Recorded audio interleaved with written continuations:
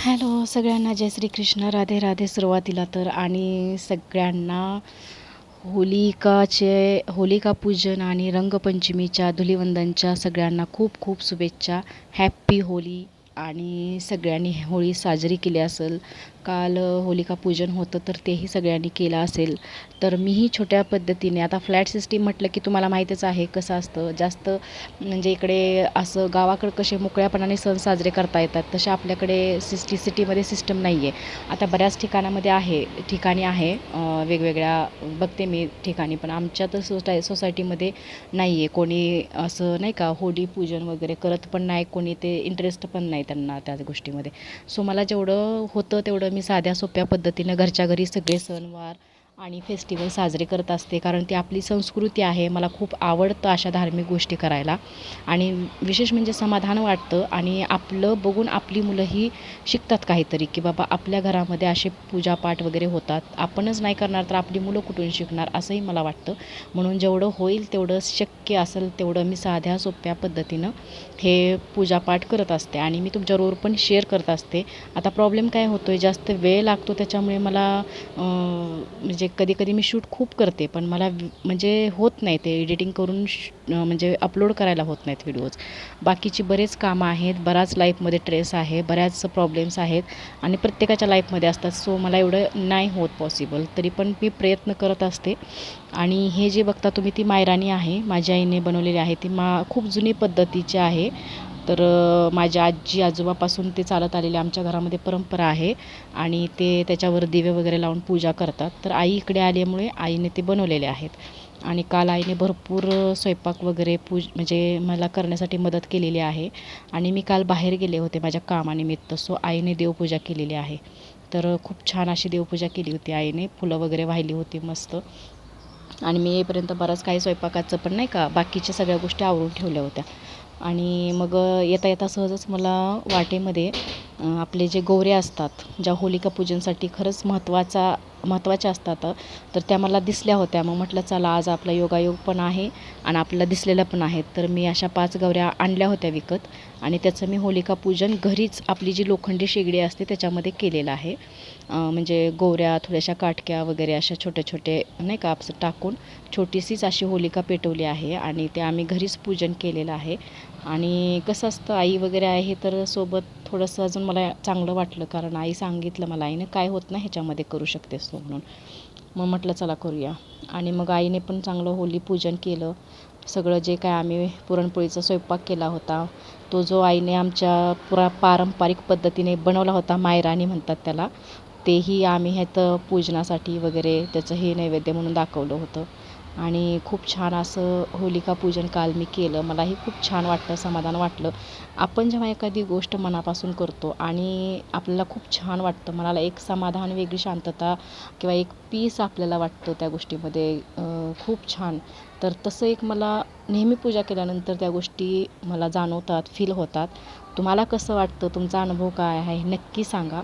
आणि माझी आई आल्यानंतर तर मला म्हणजे थोडंसं सगळ्याच गोष्टी करण्यासाठी वेगळा उत्साह येतो, कारण माझी आई पण बऱ्याच गोष्टी मला हेल्प करत असते, सपोर्ट करत असते, आणि कंटाळा करत नाही. आजही माझी आई एवढी वयस्कर आहे, पण कुठल्याही कामाचा कंटाळा करत नाही. खूप कामाची आणि कष्टाची आवड आहे, आणि सुरुवातीपासून आपले जुन्या पूर्वज लोकांनी खूप कष्ट केलेले आहेत, त्याच्यामुळे त्यांना असं कंटाळा येत नाही कुठल्या कामाचा. आपण तरी कंटाळतो, पण ते कंटाळत नाही. त्याच्यामुळे माझं हे पूजन जे आहे, होलिका पूजन, माझ्यासाठी स्पेशल झालेलं आहे. आणि माझी आई असल्यामुळे तर मला अजून काही काही गोष्टी नवीन नवीन शिकायला मिळतात, असं कर तसं कर, आणि माझ्या मुलालाही त्या बघायला भेटतात. सो मी खूप लकी आहे. आणि तुम्ही कसं केलं होलिका पूजन ते आम्हाला सांगा, आणि आमचं होलिका पूजन कसं वाटलं तेही तुम्ही नक्की मला सांगा. आणि परत शेगडी पण पूजन केलेलं आहे मी, कारण म्हणतात की ज्या दिवशी होळी पूजन असतं त्या दिवशी नक्की शेगडीचं पूजन करावं किंवा चुलीचं पूजन करावं. तर चूल तर माझ्याकडे काही नाही आहे, पण मी म्हणजे शेगडी स्वच्छ करून सगळा किचन वट्टा वगैरे खूप छान क्लीन करून अगदी खूप छान असं पूजन केलेलं आहे, आणि मला पण खूप छान वाटतं. तर बऱ्याच गोष्टी आपण थोड्या थोड्या शिकत राहिलं पाहिजे. बऱ्याच गोष्टी आपल्याला माहीत नसतात, पण आपण जर त्या करत राहिलं तर आपल्याला माहीत होतात. माझा तर अनुभव आहे. आणि हे माझे 2 वर्षापूर्वीचे फोटो आहेत. तेव्हा आम्ही घरामध्ये सेलिब्रेशन म्हणजे दरवर्षी मी घरामध्ये छोटे-मोठे आम्ही सेलिब्रेशन करतो. पण आजकाल जास्त एवढं मुलं पण नाहीत, कोणीच नसतात इकडे. सगळे बिझी असल्यामुळे काय एवढं जास्त सेलिब्रेशन होत नाही.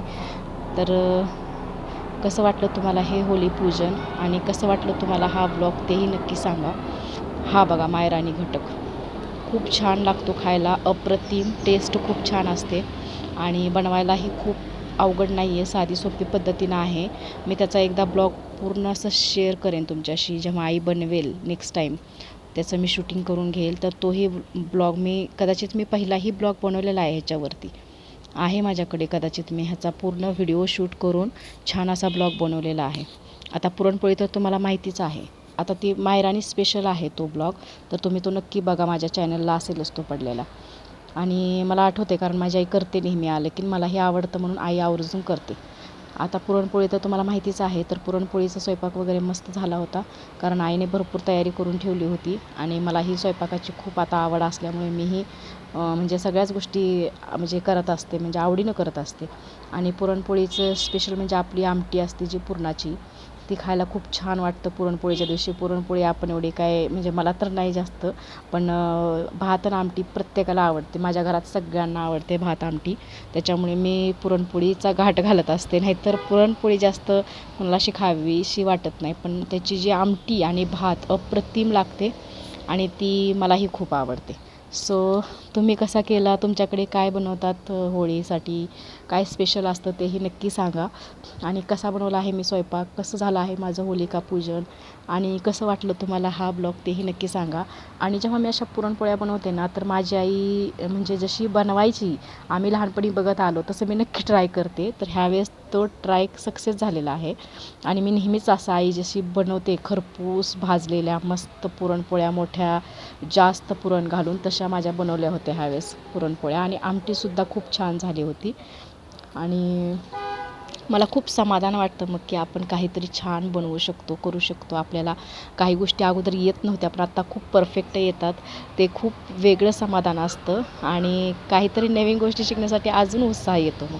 आणि आई पण खूप माझ्या पुरणपोळ्या म्हणजे नवाजत होती, म्हणजे कौतुक करत होती की खरंच खूप छान बनवलेत, माझ्यापेक्षाही खूप छान बनवलेत, सुगरण झाली अशी म्हणत होती आई माझी. आणि आमटी पण बघू शकता खूप छान झाली होती. आणि आईला माहीत नसतं कधी आधीमध्ये मला वाटलं की मी शूट करत असते आईचं.